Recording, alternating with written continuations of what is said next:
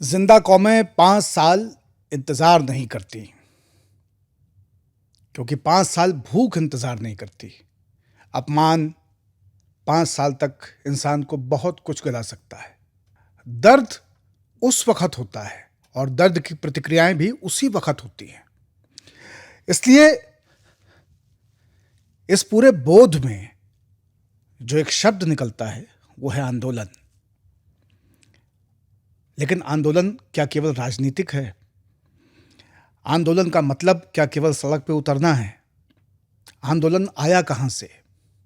और फिर क्रांति, बहिष्कार, बंद, उपवास, सत्याग्रह, सविनय अवज्ञा जैसे शब्दों से आंदोलन कैसे अलग है? आंदोलन क्या हमेशा सफल ही होता है, या सफल आंदोलन की भी तस्दीक या उससे प्राप्त हुआ प्रतिफल क्या हमेशा उचित होता है? आंदोलन के खतरे क्या हैं और आंदोलन जरूरी क्यों है? इन तमाम सारे विषयों पर आज के बाबा मंडल में बात करेंगे आंदोलन की।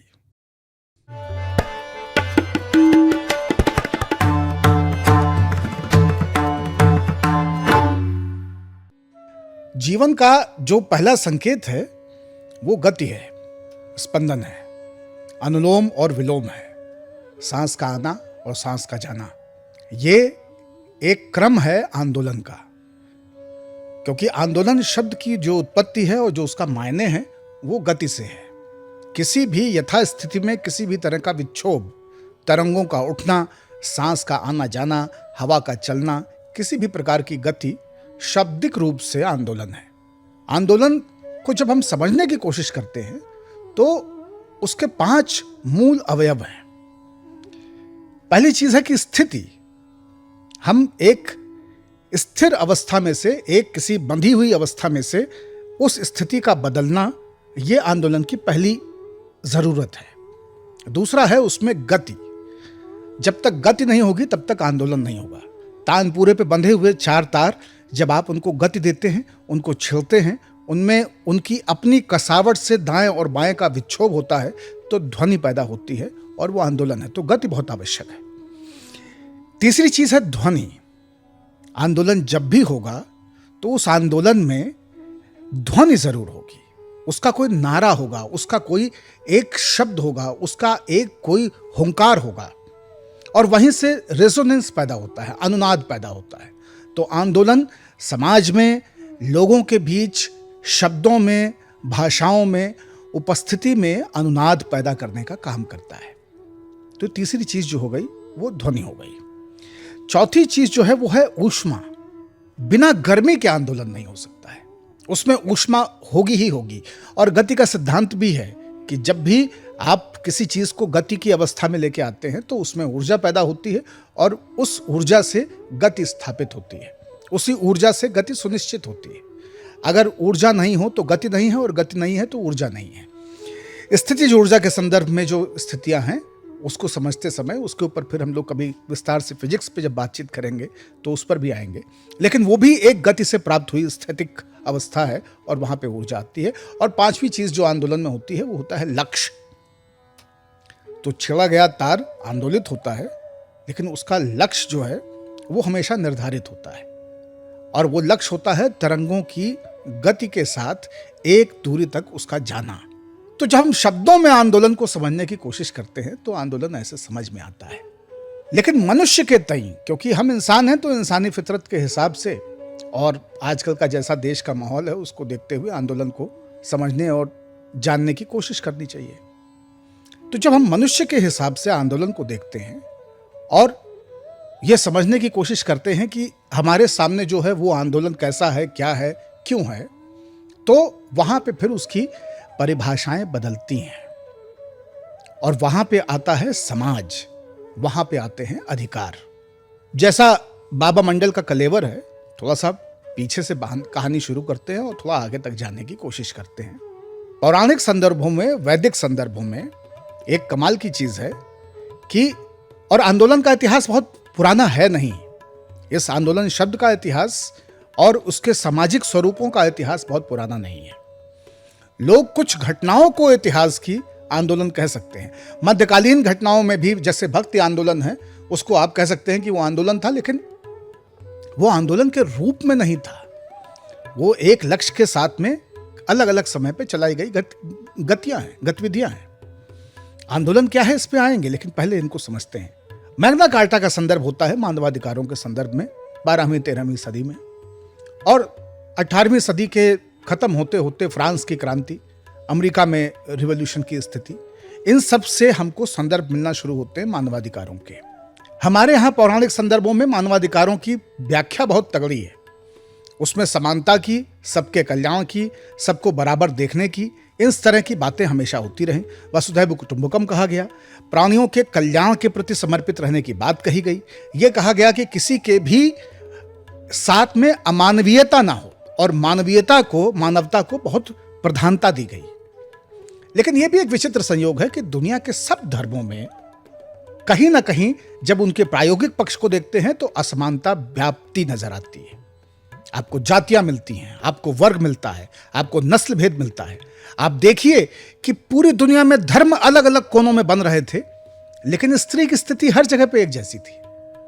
उसके साथ असमानता हर जगह पे बनी रही। आप तर्क में दुर्गा को खड़ा कर सकते हैं, काली को खड़ा कर सकते हैं, विद्योत्तमा को लेके आ सकते हैं, ऐसे तमाम उदाहरण दे सकते हैं, लेकिन समाज में क्या हुआ ये आप भी जानते हैं और हम भी जानते हैं, ये हम सब समझते हैं। उस धर्मों में हुआ, किसी भी एक धर्म ने उदारता के पाठों के बीच में उदारता को प्रयोजन में उतारा नहीं, तो यह संकट हमेशा रहा। मानवाधिकारों को जब आप देखना शुरू करते हैं तो आपको आंदोलन की त्रिज्या समझ में आती है। और भारत में अधिकारों की, मानवाधिकारों की और संगठित आंदोलनों की जो कहानी है वो आजादी के संघर्ष के आसपास से लेकर के और अभी तक की कहानी है। एक बात समझ लीजिए कि राजा के यहां और राजसी व्यवस्था में, सामंती व्यवस्था में जन आंदोलन नहीं होते हैं। क्यों नहीं होते हैं? क्योंकि वहां पे किसी एक व्यक्ति के जो बोल पाने का, कह पाने का, अभिव्यक्ति कर पाने का अधिकार है, वो भी राजा की इच्छा पर आश्रित है। राजा चाहेगा तो आप आके दरबार में अपनी फरियाद दे पाएंगे, नहीं चाहेगा तो नहीं दे पाएंगे। इसी तरह से पूरी दुनिया में उसके उदाहरण देखने को मिलते हैं। मानवाधिकारों की स्थापना होने से और मानवाधिकारों का बोध होने से, और ये 20वीं सदी में जब पूरी दुनिया में जब यूनाइटेड नेशंस का डिक्लेरेशन आया 1948 वाला, वहां से ये चीज और मजबूती से स्थापित हुई कि भाई मानवाधिकार जैसी एक चीज है। जो भी व्यवस्थाएं हैं, चाहे वो राजतंत्री हों, चाहे वो लोकतंत्र की स्थापना के बाद बनी हुई व्यवस्थाएं हों, वहां पर अब किसी भी रूप में मानवाधिकारों को बीच में उनके स्थापित करना पड़ेगा और उसके इर्द गिर्द बातचीत को, विमर्श को ले जाना पड़ेगा। इसलिए जब एक्चुअली मानवाधिकारों की कहानी स्थापित होती है तो उसकी स्थापना के पीछे है लोकतंत्र। और इसलिए मैं आंदोलन पे आने से पहले लोकतंत्र को और मानवाधिकारों को स्थापित करके तब आंदोलन पे आना चाहता हूं, क्योंकि जब तक लोकतंत्र नहीं होगा तब तक पीपल्स राइट नहीं होगा। अधिकारों की लड़ाई और व्यवस्था परिवर्तन की लड़ाइयां, आंदोलन वहां पे होंगे जहां पे लोग व्यवस्था को बनाते भी हों, बदलना भी चाहते हों, व्यवस्थित भी करना चाहते हों, सुधारना भी चाहते हों। तो ये दोनों एक दूसरे पर बहुत आश्रित हैं। इसलिए जहां पे लोकतंत्र नहीं होगा वहां पे विद्रोह होगा, जहां पे लोकतंत्र नहीं होगा वहां पे बगावत होगी, जहां पे लोकतंत्र नहीं होगा वहां पे क्रांति होगी। लेकिन जहां पे लोकतंत्र होगा उस लोकतंत्र में आंदोलन होगा, क्योंकि आंदोलन की जो प्रवृत्ति है वो इन तीनों से कुछ रूपों में अलग है, उसको भी समझेंगे। तो लोकतंत्र का होना पहली बहुत जरूरी शर्त है आंदोलन को समझने के लिए। और दूसरी जो चीज है वो ये है कि उस लोकतंत्र में मानवाधिकारों का उसके केंद्र में, नाभिक में स्थापित होना। मानवाधिकारों की स्थापना के बिना लोकतंत्र नहीं है, और मानवाधिकारों के बिना आंदोलनों की न तो गुंजाइश है और ना उनकी कोई सुनवाई है। वहां पे फिर केवल दमन है, वहां पे केवल फिर स्वांग है, झूठ है। अब इस पे आते हैं कि आंदोलन क्या है। आंदोलन पारिभाषिक रूप से देखना शुरू करें तो किसी एक विषय, किसी एक निर्णय, किसी एक नीति, किसी एक घटना, इनके इर्द गिर्द लोगों के एक समूह का एक जैसा विचार और एक जैसी प्रतिक्रिया का समुच्चय है। जब कुछ लोग मिलकर के, उनकी संख्या कितनी भी हो सकती है, किसी एक चीज के प्रति एक जैसी प्रतिक्रिया लेकर के और एक साथ उसे व्यक्त करने के लिए उतरते हैं, तो वो आंदोलन है। ये राजनीतिक भी हो सकता है और ये अराजनीतिक भी हो सकता है, ये सांस्कृतिक भी हो सकता है, ये किसी घटना के इर्द गिर्द हो सकता है, ये किसी एक पहचान से जुड़ा हुआ हो सकता है। भारत में गांधी को जानना आंदोलनों को जानने के लिए बहुत जरूरी है। तो गांधी के पूरे सत्याग्रह को, गांधी की पूरी लड़ाई को, गांधी के पूरे विचार को अगर आप समझेंगे तो आप समझेंगे कि भारत में आंदोलनों की जमीन बनाने वाला जो व्यक्ति है वो महात्मा गांधी है। उसके पहले के जो आंदोलन है वो आंदोलन के खांचे में सेट तो किए जा सकते हैं, लेकिन उसे व्यवस्थित, स्थापित और लोकतांत्रिक स्वरूप देने में जिस एक व्यक्ति का सबसे बड़ा योगदान है वो स्वयं महात्मा गांधी है। इसलिए हम आज की बातचीत को लोकतांत्रिक आंदोलनों तक सीमित रखेंगे, हम उसके बाहर जाने की कोशिश से बचेंगे। तो गांधी को जानना बहुत जरूरी है। तीसरी चीज जो बहुत महत्वपूर्ण है आंदोलन को समझने की प्रक्रिया में, वो ये है कि जिस तरह के हम तरीके देखते हैं लोगों के अपने विरोध को, अपनी असहमति को, अपने क्षोभ को, अपनी नाराजगी को व्यक्त करने के, उसमें बहुत सारे लोकतांत्रिक बिंब आपको दिखाई देंगे। लोग बंद का आह्वान करते हैं, लोग बहिष्कार पे जाते हैं, सविनय अवज्ञा उसका एक उदाहरण है, भारत छोड़ो आंदोलन उसका एक उदाहरण है, सत्याग्रह एक आंदोलन है। इसके अलावा आजाद भारत में भी आप देखिए तो हमको देखने को मिलता है कि तमाम सारे जगहों पे सड़क बंद कर देना है, यातायात को ठप कर देना है, काम नहीं करना है, काम रोको अभियान चलते हैं, वो हमको स्वरूप दिखाई देते हैं। भूख हड़ताल पे लोग बैठते हैं, उपवास पे लोग बैठते हैं, लोग पट्टियां बांध करके, मुंह पर पट्टियां बांधकर, बाजू पे पट्टियां बांधकर, रैली निकालकर, मार्च निकालकर, मशाल जुलूस निकालकर, ये सब करके अपने विरोध को लोकतांत्रिक तरीके से व्यक्त करते हैं। ये सारे के सारे जो हैं ये घटक हो सकते हैं आंदोलन के, क्योंकि आंदोलन इनसे बड़ी चीज है। उपवास पे एक व्यक्ति भी बैठ सकता है, काम के प्रति सत्याग्रह का आह्वान एक व्यक्ति भी कर सकता है, लेकिन आंदोलन एक व्यक्ति नहीं कर सकता है। आंदोलन एक व्यक्ति के उपवास को नहीं कहा जा सकता है। एक व्यक्ति के उपवास के इर्द गिर्द आंदोलन हो सकता है। उपवास एक आंदोलन का हिस्सा हो सकता है, वो चाहे एक व्यक्ति का हो चाहे बहुत सारे लोगों का हो, लेकिन आंदोलन हमेशा समष्टि में होगा। आंदोलन का हमेशा एक समाज होता है, आंदोलन के पास हमेशा एक अपना क्रिटिकल मास होता है, और उस क्रिटिकल मास के साथ में वो कॉमन कॉज के लिए रिस्पॉन्ड करना शुरू करता है, रिएक्ट करना शुरू करता है, वहां से आंदोलन बनता है। इसी तरह से जब हम देखते हैं कि अनशन पे लोग बैठ गए, तो वो अनशन पे बैठना जो है वो आंदोलन नहीं है, वो आंदोलन का एक अवयव है, वो आंदोलन का हिस्सा हो सकता है। काम रोकना आंदोलन का हिस्सा हो सकता है। आंदोलन की पहचान जब हम करना शुरू करेंगे तो उसको हमेशा यह समझना पड़ेगा कि कलेक्टिव रिस्पॉन्स में जब व्यवस्थागत परिवर्तन की बात हो और उसका एक लक्ष्य हो तो वो आंदोलन है। और उस कलेक्टिव रिस्पॉन्स में जब हम एक व्यवस्थागत बदलाव की लड़ाई करते हैं तब वो आंदोलन रहता है। जब हम पूरी व्यवस्था को बदलने के लिए लड़ाई करते हैं तो वो विद्रोह होता है या क्रांति होता है। क्रांति जब हमारे पास व्यवस्था बदलने, उखाड़ करके नई व्यवस्था स्थापित करने का खाका तैयार हो, जब हमारे पास एक अपना मैनिफेस्टो हो, जब हमारे पास अपना एक प्लान हो कि ये व्यवस्था हटाएंगे, ये व्यवस्था लाएंगे और ये व्यवस्था ऐसे ऐसे काम करेगी, तो वो क्रांति है, वो रिवॉल्यूशन की कैटेगरी में है। जब तक वो केवल और केवल एक व्यवस्था को उखाड़ने का एक रिस्पांस है, एक रिएक्शन है, तब तक वो रेबेलियन है, तब तक वो विद्रोह है, तब तक वो बगावत है।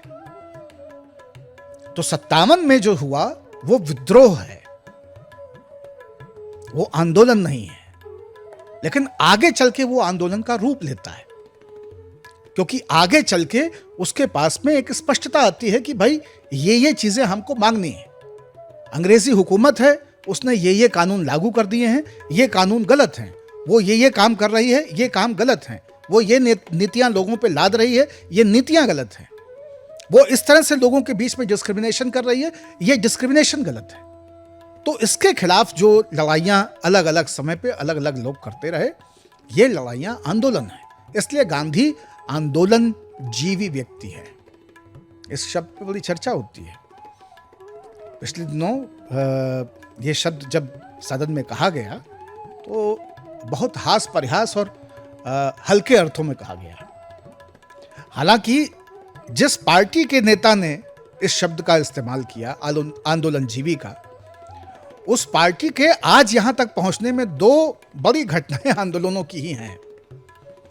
छात्र आंदोलन और इमरजेंसी के खिलाफ का आंदोलन 74 और 75 का, वो आंदोलन नहीं होता तो भारतीय जनता पार्टी को लोग देश में जानते नहीं।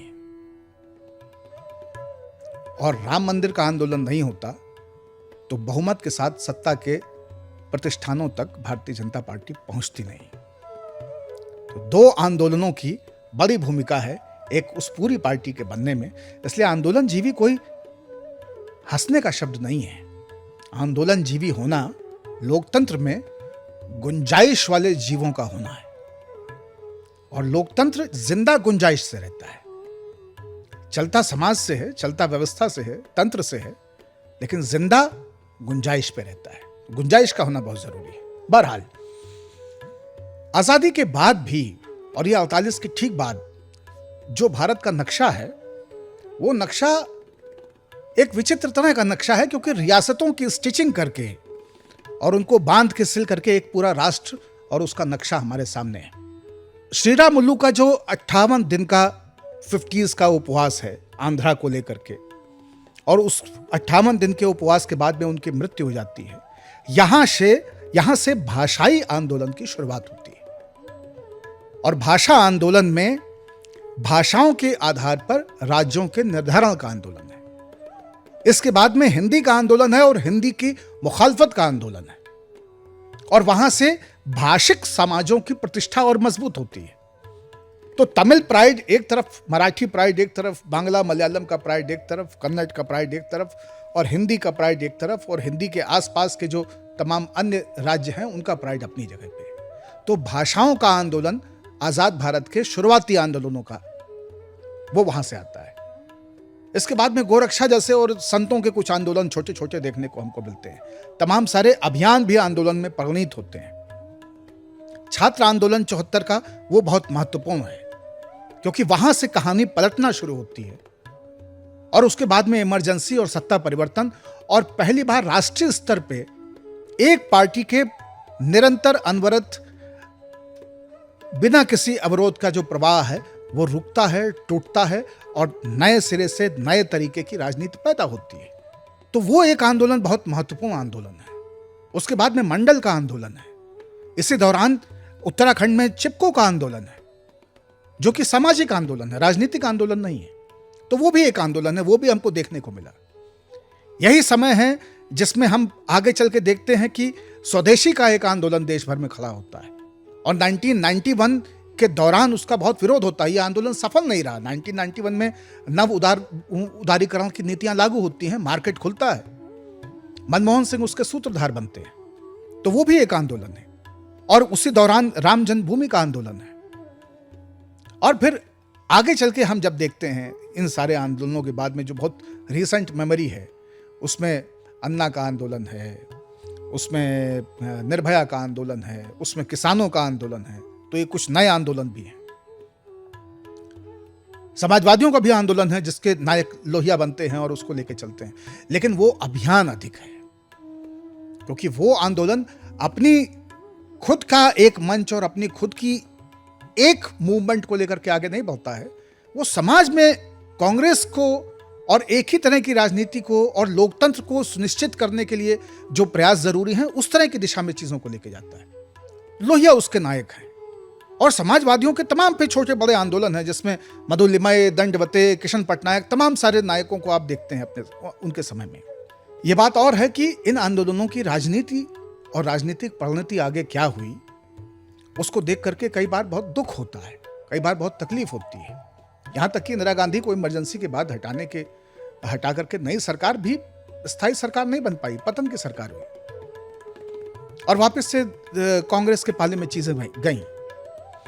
तो आंदोलन को जब समझने का क्रम है तो उसको हमें विद्रोह से, क्रांति से, बगावत से, इन चीजों से अलग रखना पड़ेगा। सोशल मूवमेंट्स एक शब्द जो नए भारत में है, जैसे आप राइट टू इंफॉर्मेशन की बात कर लीजिए, आप राइट टू फूड की बात कर लीजिए, ये आंदोलन नहीं है। ये कह सकते हैं कि हम आंदोलन है, लेकिन ये अभियान है, क्योंकि ये जिस तरह के फॉर्मेट में हैं, जन आंदोलन बताने वाले जो जन संगठन हैं लोगों के बीच में, वो डायरेक्ट पॉलिटिक्स में नहीं है, लेकिन वो लार्जर पॉलिटिक्स में है। कोई भी आंदोलन बिना राजनीति का नहीं होता है। हर राजनीति के पीछे एक आंदोलन है और हर आंदोलन की अपनी एक राजनीति है। जो आंदोलन अपने आप को कहते हैं कि हम शुद्ध रूप से अराजनीतिक हैं, उनके पीछे भी एक राजनीति छिपी हुई है, उनके अंदर भी एक राजनीति निहित है। क्योंकि आंदोलन की प्रवृत्ति ही ये है कि वो एक लोगों के समूह द्वारा लिया गया एक लक्ष्य है, जिसके लिए वो अपनी प्रतिक्रिया सामने रख रहे होते हैं। और जब सामूहिक लक्ष्य किसी बदलाव के लिए सामने आए तो उससे जो हासिल होता है वही तो राजनीति है। जब आप शासन की नीति को बदलना चाहते हैं, जब आप व्यवस्था की नीतियों को बदलना चाहते हैं, उनमें सुधार लाना चाहते हैं, उनको रोकना चाहते हैं, नीतियों के विरुद्ध खड़ा होना चाहते हैं, कानूनों में सुधार चाहते हैं, नए तरह के कानून चाहते हैं, तो वो आंदोलन बनता है। तो सामाजिक आंदोलन बहुत सारे आपको, और वो उनको अभियान कहना चाहिए। तो यहाँ पे कैंपेन में आपको और मूवमेंट में, इन दोनों में आपको फर्क करना पड़ेगा। आंदोलन के 3 अवयव हैं और उन तीनों के बीच में ही ये आंदोलन की पूरी नदी बह रही होती है। पहला है सत्ता, दूसरा है समाज, और इन दोनों के बीच में है शक्ति। तो समाज सत्ता से कोई मांग कर रहा होता है, सत्ता के प्रति उसका कोई क्षोभ, कोई नाराजगी, कोई गुस्सा, कोई प्रतिक्रिया होती है। सत्ता अपने आप को सुरक्षित करने के लिए और समाज में किसी भी तरह की अराजकता को और यथास्थिति को, दोनों को, कि जो लॉ एंड ऑर्डर की स्थिति है या जो हमने तय किया है वो बना रहे, और दूसरा हम सुरक्षित रहें, तो इसके लिए शक्ति को शील्ड के तौर पे, दीवार के तौर पे इस्तेमाल करती है। तो आंदोलन समाज से सत्ता के बीच का एक एग्रेसिव संवाद है, जिसमें एक शील्ड के तौर पे, एक कवच के रूप में, एक चक्रव्यूह के रूप में शक्ति खड़ी होती है। और शक्ति के कई रूप होते हैं, आप उनको कभी खाकी वर्दी में देखते हैं, कभी वो चकतिया वाली नीली वर्दी होती है, कभी चकतिया वाली हरी वर्दी होती है, आर्मी के लोग होते हैं, वज्र जैसे वाहन होते हैं, ये रैपिड एक्शन फोर्स होती है, दंगा निरोधक दस्ता, तमाम तरह की ताने बाने हैं। इस बार तो हवाई चप्पल वाली पुलिस देखने को मिली, जिनके पास नेम प्लेट नहीं थी, नंबर प्लेट नहीं थी गाड़ियों की। हेलमेट था, लेकिन हेलमेट के साथ में जितना हेलमेट था उससे 3 गुना उन्होंने अपना सर, आँखें, चेहरा, मुंह, ये सब ढक रखे थे, कवर कर रखे थे। टी शर्ट पुलिस देखने को मिली, पजामा पुलिस, लोअर पुलिस देखने को मिली। तो इस तरह की पुलिस भी बहुत इस बार दिखाई दी। लोगों का कहना है कि वो किसी पार्टी विशेष के लोग हो सकते हैं, मैं इस बात को नहीं मानता, लेकिन पुलिस को कभी ना कभी बताना पड़ेगा, क्योंकि ये समय वहाँ रहा नहीं कि उत्तर प्रदेश के एक जिले में उत्तराखंड की मांग कर रहे लोगों के साथ में रामपुर तिराहा कांड कर दिया जाए, और कोई सोशल मीडिया नहीं होने की वजह से उस आग को आग बनते बनते समय लगे। हालांकि आग वो बनी, आंदोलन वहां से और उग्र हुआ और मजबूत हुआ, लेकिन जो बुनियादी चीज है वो यही है कि सत्ता हमेशा शक्ति का प्रयोग करेगी समाज में प्रस्फुटित होते एक आंदोलन को रोकने, नियंत्रित करने और खत्म करने के लिए। और यह शक्ति केवल लाठी के रूप में नहीं होती है, यह शक्ति कई रूपों में होती है। तरह तरह की जांच, तरह तरह से कहाँ से कौन से भामाशाह हैं जो उस आंदोलन को पैसा दे रहे हैं, राशन दे रहे हैं, उनकी पहचान करना, कौन से लोग हैं जो उसके लिए नीतियां बना रहे हैं, कौन से लोग हैं जो उसका बैक स्टेज संभाल रहे हैं, कौन से लोग हैं जो उसको नेतृत्व दे रहे हैं, इन सब लोगों की कमज़ोर कड़ियों को खोजना, उसको तोड़ने की कोशिश करना, ताकि किसी भी तरह से वो आंदोलन डिरेल हो, कमज़ोर पड़े। और क्यों कमज़ोर पड़े? भले ही सत्ता स्वयं इस बात से सहमत हो कि ये आंदोलन वाले बात तो सही कह रहे हैं, लेकिन कह हमारे खिलाफ रहे हैं, और हमारे खिलाफ कहना हमारे अपने अस्तित्व के लिए उचित नहीं है। तो हम रहें, इसके लिए जरूरी है कि आंदोलन नहीं रहे। यह क्लैरिटी सत्ता को हमेशा रहती है। सत्ता कई बार आंदोलनों को जीने देती है, चलने देती है, क्योंकि उसको पता होता है कि कहां पे उसको डाइवर्जन चाहिए, कहां पे उसे विषयांतर चाहिए। कई बार क्या होता है कि रोड पे हो रहे आंदोलनों के दौरान बहुत सारे पर्चे साइन कर लिए जाते हैं, अध्यादेश पास हो जाते हैं, बिल पास हो जाते हैं, और उनके ऊपर चर्चा ही नहीं हो पाती, क्योंकि जो पूरा का पूरा कम्युनिकेशन है, जो पूरा का पूरा संचार है, वो कुछ एक दो चीज़ों और उस आंदोलन की गतिविधियों के इर्द गिर्द केंद्रित हो जाता है। तो ये एक पहलू है कि आंदोलन को कैसे व्यवस्था और किस तरह से सत्ता उसको तोड़ने की कोशिश करती है। इसके पीछे की एक नेसेसिटी भी है, क्योंकि आप आंदोलन और सत्ता, यानी समाज जो आंदोलन कर रहा है और सत्ता, इन दोनों से हटके भी अगर कभी देखें थर्ड आई बंद करके, तो आपको ये लगेगा कि लोकतंत्र में आंदोलन जितना जरूरी है, उतना ही जरूरी इस बात को समझना भी है कि पूरी की पूरी व्यवस्था को, पूरे लॉ एंड ऑर्डर को केवल एक आंदोलन हाईजैक नहीं कर ले, क्योंकि उससे एनार्की की तरफ चीजें जा सकती हैं। तो इस तरह से कानून सोचता है, इस तरह से सत्ता की व्यवस्था रचने वाले जो बुद्धिजीवी हैं, या जिन लोगों ने संविधान बनाया, जिन लोगों ने ये लोकतंत्र खड़ा किया, जिन लोगों ने इस देश में नीतियां बनाई, ये पूरा ताना बाना एग्जीक्यूटिव का तैयार किया, वो सब लोग इस तरह से उसको देखते सोचते हैं, और इसलिए उनको लगता है कि अनार्की हो, इससे अच्छा है कि हम इसको कंट्रोल में रखें, अनार्की तक ये मूव ना कर जाए। तो अराजकता को रोकना भी एक बहुत बड़ी आवश्यकता किसी भी समाज में होती है, और इसलिए भी आंदोलनों को शक्ति के साथ में नियंत्रित किया जाता है। लेकिन यह बहुत पीछे का लक्ष्य है कि हमने प्याऊ लगाया था पानी पीने के लिए, होता फिर यही है कि एक आदमी वहां पे 2 रुपए की पर्ची लगा देता है और एक स्टील का गिलास टांग देता है कि पानी भर के पीना है, 2 रुपए इसमें डिब्बे में डालने हैं। बहरहाल, तीसरी चीज है संचार। आंदोलन संचार पे चलता है, और संचार का जो प्रभाव होता है वो हमेशा सत्ता के अनुरूप ज्यादा रहता है। इसलिए आंदोलन का अपना एक संचार का तंत्र होता है। समाज में जब भी रिएक्शन होगा, तो उस रिएक्शन को किसी ना किसी संचार भाव से सामने आना पड़ेगा, अभिव्यक्त होना पड़ेगा। आंदोलन की प्रवृत्ति ही अभिव्यक्ति है।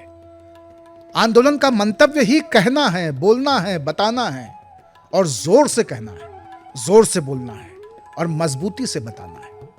इसलिए संचार भी आंदोलन का एक महत्वपूर्ण अवयव है, और उस संचार में जितने तरीके के प्रयोग हो सकते हैं, अधिक ऊर्जाओं में भरा हुआ एक समाज अपनी प्रतिक्रियाओं को तमाम सारे रंग देता है। और इसलिए आप ये पाएंगे कि जब जब आंदोलन खड़े होते हैं, तो समाज को नए गीत मिलते हैं, तरह तरह के पोस्टर मिलते हैं, तरह तरह के नारे मिलते हैं, और वो नारे उस आंदोलन की ऊर्जा बनते हैं, वो गीत उस आंदोलन में वापस से प्राण भरते हैं, टॉनिक का काम करते हैं, कैटलिस्ट का काम करते हैं।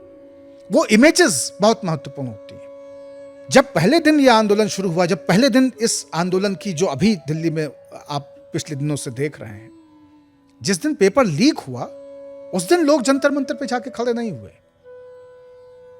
लेकिन बहुत सारे लोग आज जंतर मंतर जा रहे होंगे, बहुत सारे लोग कल जंतर मंतर गए होंगे, बहुत सारे लोग पिछले हफ्ते जंतर मंतर गए होंगे, क्योंकि उनको संचार ने बताया है कि यहां पे इस तरह की बातें हो रही हैं, यहां पे इस तरह की परिस्थिति है, यहां पे इस तरह की परिघटना है। और हाई एनर्जीज में चीजें लूप में जाती हैं। तो अगर 10 लोगों ने बिस्कुट बांट दिया है, तो फिर 10 और लोग वहां पे बिस्कुट, रोटी, ब्रेड, चाय बांटने के लिए पहुंचते हैं। अगर 10 लोगों ने उसके समर्थन में वीडियोस बना के डाले हैं तो 10 लोग उसको देख करके स्वतः स्फूर्त भाव से वहां पे पहुंचते हैं और वो भी उन चीजों को बाहर रखना शुरू करते हैं। और ये भी होता है कि विपरीत विचार के जब 10 लोग उसके खिलाफ एक धारणा बनाने की और संचार करने की कोशिश करते हैं तो उनके भी समर्थक जो है वहां पे आकर के और उसको और बढ़ाने की कोशिश करते हैं। तो आंदोलन क्योंकि ऊष्माओं का, गतियों का और ध्वनियों का एक परिघटना है, जो हम शुरुआत में बात कर रहे थे, तो वहां पे संचार के भी तरह तरह के प्रयोग हैं। नुक्कड़ नाटक सरकारी व्यवस्था का हिस्सा नहीं है। नुक्कड़ नाटक का जन्म आंदोलनों से हुआ है, राजनीति से हुआ है। तमाम तरह के पोस्टर, तमाम तरह के बैनर, हमको याद है रोटी का अधिकार अभियान के लिए, राइट टू फूड के लिए, फूड सिक्योरिटी के लिए देश भर से उस वक्त अर्थशास्त्री जॉन्ड्रेज, उन्होंने ये पूरा कैंपेन प्लान बनाया था। और मुझे याद है कि जंतर मंतर में 2-3 किलोमीटर तक केवल और केवल किसानों ने अपने घरों में जो कपड़े, वो किसी का गमछा, किसी का धोती का एक टुकड़ा, किसी की एक साड़ी का हिस्सा, एक कोई अनाज का बोरा, उनके ऊपर हस्ताक्षर करके, उनके ऊपर अपनी बातें लिखकर, अंगूठे के छाप लगा के, निशान लगा करके और उस तरह की चीजें भेजी थी। तो हम लोगों ने उस रूप में भी आंदोलनों को देखा है। राजनीतिक आंदोलनों में हमने देखा है कि किस तरह से एकदम लाठियों के मार से भरी हुई पीठ और फटा हुआ कुर्ता वो आंदोलन की तस्वीर बनता है और वो लोगों में आग भर देता है। वहां से ऊर्जा आ जाती है।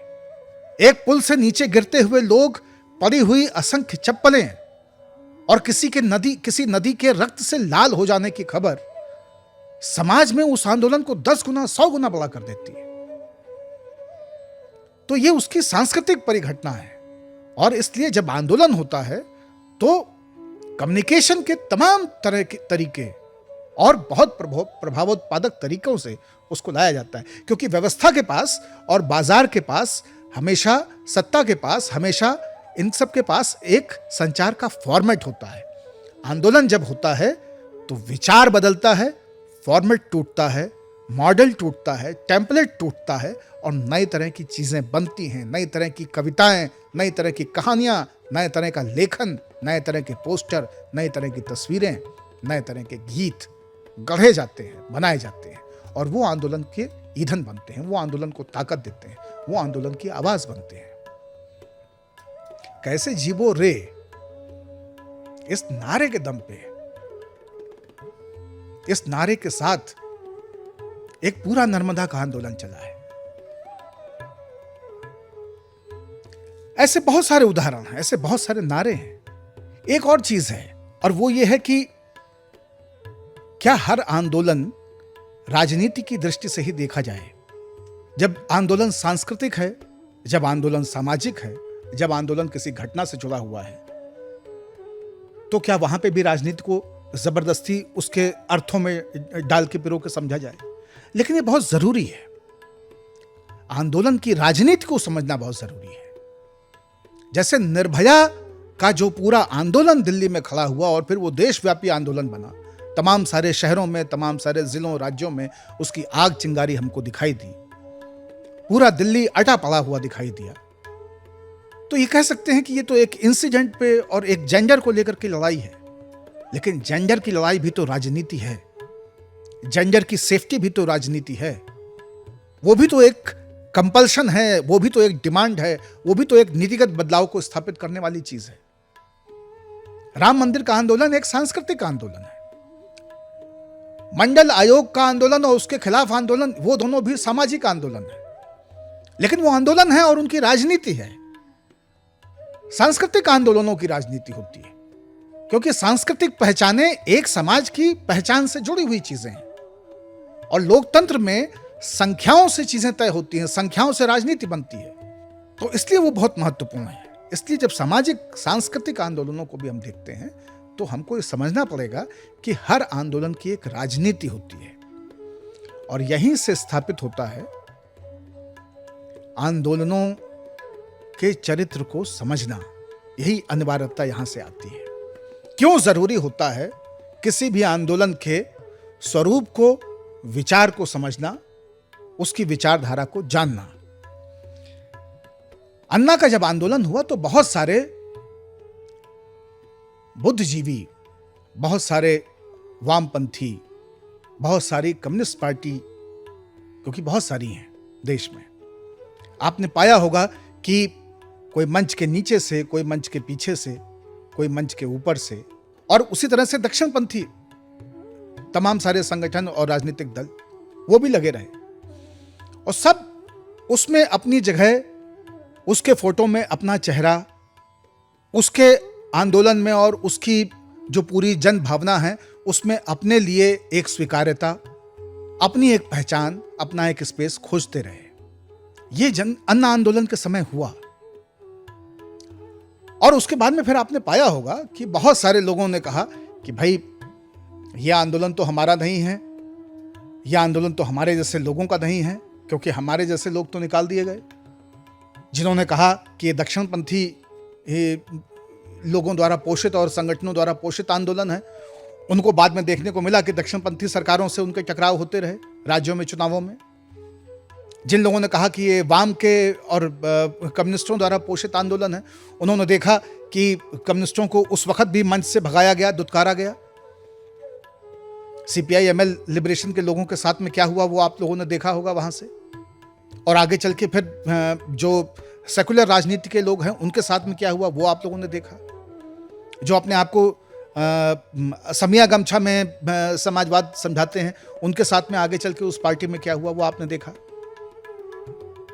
तो ऐसे बहुत सारे चेहरे जो उस वक्त अचानक से उस पूरे आंदोलन के प्रवक्ता बन गए थे, ध्वजवाहक बन गए थे, टॉर्च बेरर्स बन गए थे, उनकी आगे परिणति क्या हुई।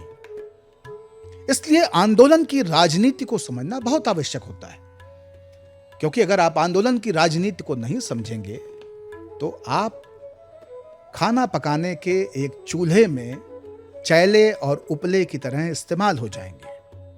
आप उसका ईंधन बन जाएंगे, और उसके ऊपर जो देग, जो भगोना, जो कड़ाही, जो तवा चढ़ाया जाएगा, उसमें पका हुआ कोई और खाएगा, वो आपको नहीं मिलेगा, वो हिस्सेदारी आपकी नहीं होगी। इसलिए आंदोलन की राजनीति को समझना बहुत जरूरी है, और आंदोलन की राजनीति तब समझ में आती है जब आंदोलन के पीछे का विचार समझ में आए।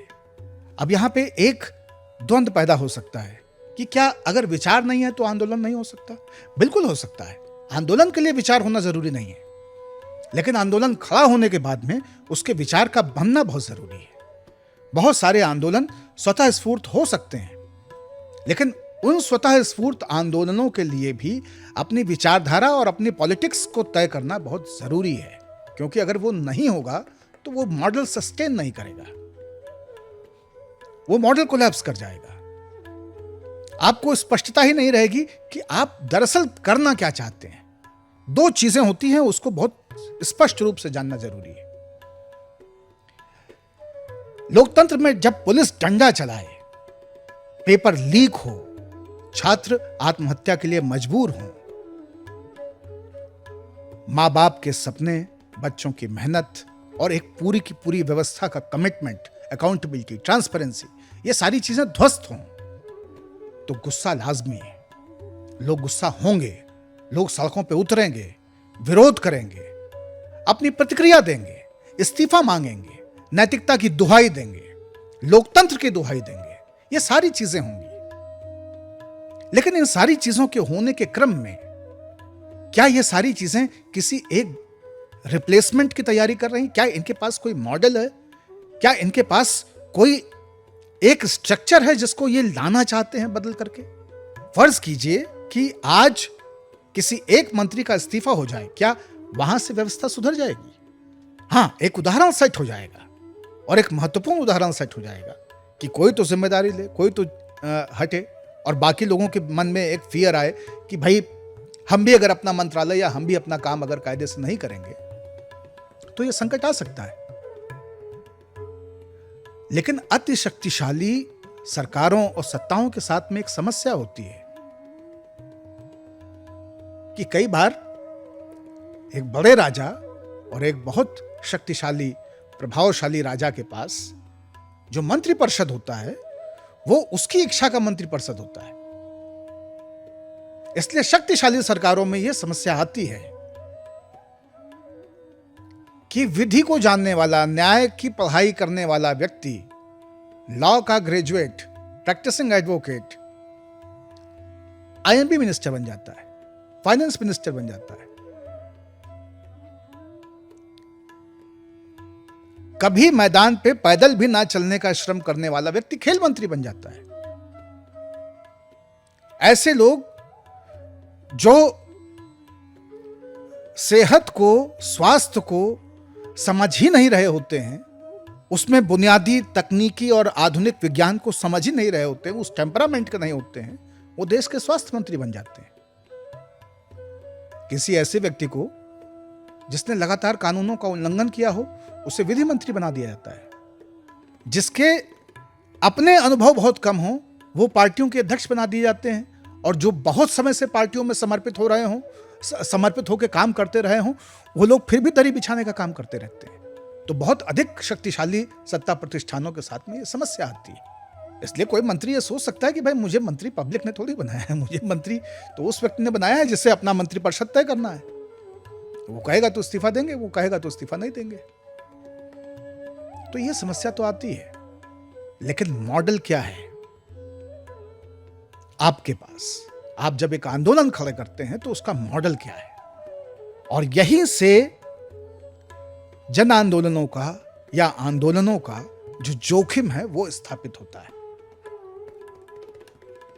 जब हम देखते हैं कि एक धड़े की राजनीति करने वाला व्यक्ति और उसके एकदम विपरीत धड़े की राजनीति करने वाला व्यक्ति एक साथ एक मंच पे एक स्वर में खड़े हैं, तो उसको हम सॉलिडेरिटी तो कह सकते हैं, क्योंकि वो संवेदना में, भावना में और जनाक्रोश में एक साथ एक विषय पे आने की आवश्यकता है।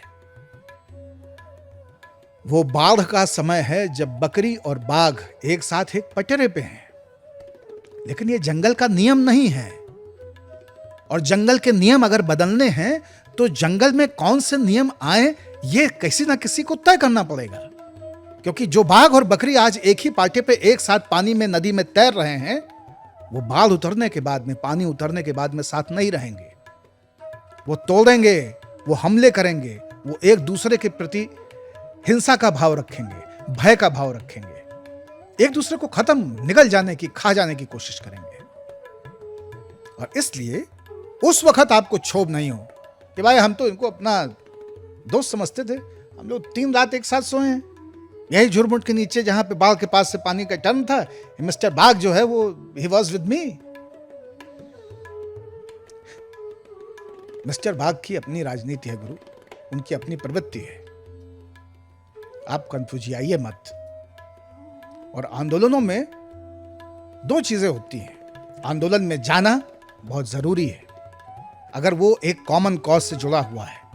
आंदोलन को मजबूत करना बहुत जरूरी है, लेकिन उतना ही जरूरी है उस आंदोलन की राजनीति को तय करना, उस आंदोलन के विचार को तय करना। वरना आप चैला उपला होकर के उस आंदोलन में खप जाएंगे और उसका लाभ किसी और को मिल जाएगा। जिन लोगों ने करप्शन खत्म करने का आंदोलन खड़ा किया, जिन लोगों ने कहा कि हम जन लोकपाल लेके आएंगे, उनके साथ में बहुत सारे लोग गए और बहुत कम लोग थे जिन्होंने जन लोकपाल के जो अपने खतरे थे उस बिल के, उस पर बातचीत की।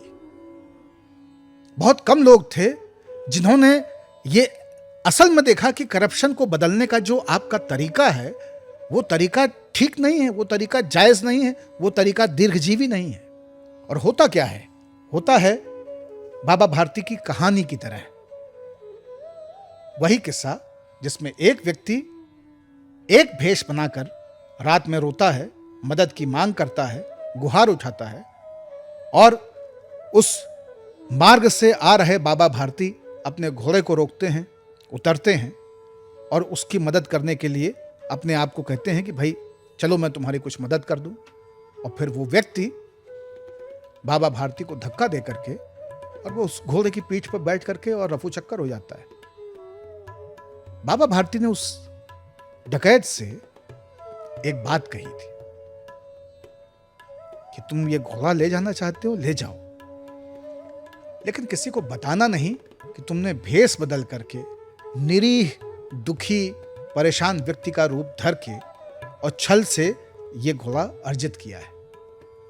क्योंकि अगर तुम लोगों को ये बताओगे तो लोग जो जरूरतमंद है उनकी मदद करना बंद कर देंगे।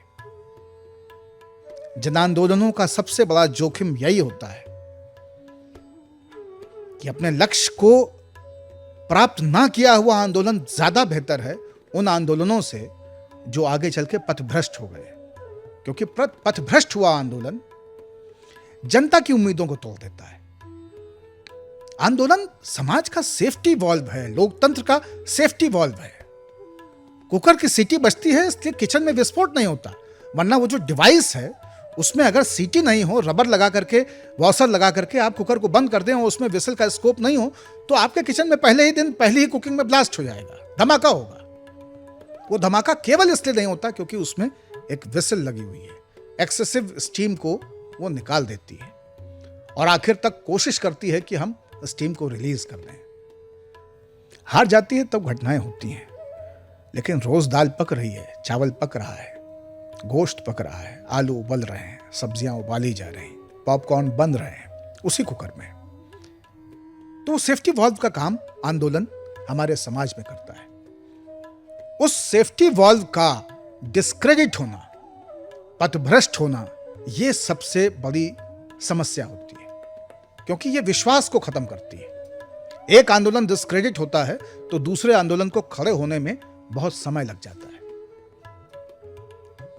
लोग ये मानने लगते हैं और चर्चा करने लगते हैं कि भाई राजनीतिक दल तो सब एक जैसे हैं ही, जो आम फहम बातचीत होती है। और जिनको हम समझते थे कि ये तो अराजनीतिक हैं, ये तो किसी पार्टी के नहीं हैं, ये तो एकदम नए लोग हैं, ये लोग तो बहुत सीधे साधे हैं, इनका कोई क्रिमिनल रिकॉर्ड नहीं है, इन्होंने कोई फर्जी वादे नहीं किए हैं, चलो इन पे भरोसा करते हैं। और फिर वो भरोसा कहीं जाता नहीं है, आखिर में वो भरोसा भी टूटता है। तो समाज में लोकतंत्र के लिए गुंजाइश का होना बहुत जरूरी है। गुंजाइश केवल कहने की गुंजाइश नहीं है, केवल बोलने की गुंजाइश नहीं है, वो लोकतंत्र का श्वास है। तो केवल ऐसा नहीं है कि आपने फ्रीडम ऑफ एक्सप्रेशन समाज को दे दिया और वहां से चीजें निर्धारित हो गई। और इसी काम को सुनिश्चित करता है आंदोलन। तो आंदोलन की हमेशा एक राजनीति होती है, इस बात को जानना बहुत जरूरी है। आंदोलन के पीछे हमेशा एक विचार होता है और जहां विचार नहीं हो वहां पर तत्काल विचार बनाना होता है और उस विचार पे कायम रहना होता है। क्या आंदोलन असफल हो सकते हैं? क्या विचार असफल हो सकते हैं? बिल्कुल हो सकते हैं। असफलता और सफलता आंदोलन के आंदोलन होने की तस्दीक नहीं है। ऐसा नहीं है कि जो चीजें सफल नहीं होंगी, जो आंदोलन सफल नहीं होंगे, हम उनको आंदोलन नहीं मानेंगे। तो आंदोलन बेनतीजा हो सकते हैं, आंदोलन टूट सकते हैं। आंदोलन का मुख्य काम है एक कलेक्टिव रिस्पांस को सत्ता के गलियारों तक पहुंचाना और उससे लोगों का मानस तैयार करना, ताकि आने वाले समय में या तो तत्काल सत्ताओं को बाध्य किया जाए कि वो परिवर्तन लाएं, अपनी नीतियों को बदलें, लोगों की आकांक्षाओं, लोगों की बात को सुने, उसके हिसाब से बदलाव करें, और या फिर लोग उसके आधार पर आने वाले समय में, आने वाले चुनाव में सरकारों को बदल दें, या इस तरह का प्रेशर उनके घटक दलों पर और उनके सांसदों पर और उनकी पार्टी पर बनाएं कि उन सरकारों में बड़ी तब्दीलियां कर दी जाएं या उन सरकारों को गिरा दिया जाए। तो आंदोलन इस तरह से लोगों के बीच में काम करता है और यही आंदोलन की सबसे महत्वपूर्ण भूमिका है। इसलिए जब आप आंदोलन में जाएं तो हमेशा दो चीजों को दो नजरों से देखते हुए जाएं। पहली नजर है आंदोलन के कॉज को सपोर्ट करने की। यह बहुत जरूरी चीज है, यह करना चाहिए, मानवीय रहना चाहिए। समाज के हित में जब आंदोलन हो तो उसका समर्थन करना चाहिए। अगर आप उस आंदोलन की मांगों से, बातों से, उनके उठाए हुए मुद्दे से सहमत हैं तो उसके समर्थन में खड़ा होना चाहिए। भले ही ये लगे कि ये बहुत आगे नहीं जाएगा, भले ही लगे कि इस आंदोलन की कोई अंतिम परिणति नहीं है, फिर भी उसका समर्थन करना चाहिए ताकि सत्ता तक वो बात पहुंचे। उन बातों का रजिस्टर होना, नोटिस होना बहुत जरूरी है। तो पहली नजर से आंदोलन के ये काम बहुत आवश्यक है। लेकिन एक दूसरी दृष्टि है और वो दृष्टि है विचार और राजनीति को तय करने की। आप जब आंदोलन में जुड़ें तो आप उसके विचार को और उसकी राजनीति को समझें। समझ में ना आए तो अपना विचार या अपनी राजनीति वहां पे खड़ी करने की कोशिश करें, उन सवालों को वहां पे रखें, क्योंकि किसी एक घटना और उसके ऊपर किसी एक प्रतिक्रिया मात्र से समाधान होते नहीं है। किसी एक परीक्षा का पेपर लीक होना, उसके इर्द गिर्द कुछ घटनाओं का होना और उसके बाद में मान लीजिए कि किसी मंत्री का इस्तीफा भी हो जाए, तो ये इस चीज की गारंटी नहीं है कि अब आगे चल के पेपर लीक नहीं होंगे। समाधान व्यवस्थागत बदलावों में निहित होता है। इसलिए आंदोलन को राजनीतिक विचार होना उनके पास बहुत आवश्यक है, राजनीतिक स्पष्टता होनी बहुत आवश्यक है, और यह आंदोलन की ही जिम्मेदारी है कि वो लोगों की सहमति, सूझ और समाज के हित को ध्यान में रखते हुए एक ऐसे मॉडल पे काम करे, एक ऐसा मॉडल बनाए जो भविष्य के लिए एक ज्यादा ठोस, अकाउंटेबल, कारगर और लागू किए जा सकने लायक मॉडल हो। दिल्ली क्योंकि राजधानी है, इसलिए इसके अपने पॉलिटिकल कंपल्शंस हैं। जैसे आंदोलनों का दिल्ली आना एक आवश्यकता है, क्योंकि दिल्ली में संसद बैठती है, देश की नीतियां दिल्ली से तय होती है, भारत की सरकार का हेडक्वार्टर दिल्ली है, पार्लियामेंट यहीं पे है। तो आंदोलनों का दिल्ली आना एक अनिवार्यता है, इसलिए किसान भी चलता है तो दिल्ली आता है। नर्मदा बचाओ आंदोलन के लोगों को, उस आंदोलन को जब हम लोग देखते थे तो वहां से लेकर के बड़वानी और भोपाल होते हुए वो मार्च दिल्ली पहुंचता था। तो तमाम सारे सामाजिक, राजनीतिक, सांस्कृतिक आंदोलन की जो उनका जो कुरुक्षेत्र रहा है वो दिल्ली है, क्योंकि ये सत्ता का केंद्र है। और दिल्ली के अपने जोखिम हैं, क्योंकि दिल्ली के दरवाजे पे प्रायः बहुत सारे ऐसे लोग भी आपको देखने को मिलते हैं जो आंदोलन के परजीवी हैं। वो इंतजार करते हैं कि जैसे ही कोई आंदोलन होगा वो तुरंत पुदक के उस पर बैठ जाएंगे और उसकी पीठ पे बैठे बैठे फिर वो उस आंदोलन की राजनीति, उस आंदोलन के स्पेस, उस आंदोलन के कैनवास पे अपने आप को चिपकाते रहते हैं, और इस तरह से उनका कामकाज चलता रहता है। तो दिल्ली में एक बिरादरी आंदोलन पर जीने वाले परजीवियों की भी है। दिल्ली में एक समाज है, और वो दिल्ली की खूबसूरती भी है कि वो समाज केवल एक भाषा का, केवल एक राज्य का और केवल एक पहचान का समाज नहीं है। इसलिए दिल्ली में आपको नॉर्थ ईस्ट के लोग भी मिलते हैं और आपको सुदूर दक्षिण के लोग भी मिलते हैं, पश्चिमी प्रांतों के भी लोग मिलते हैं और उत्तर के भी लोग मिलते हैं, मध्य भारत के लोग मिलते हैं।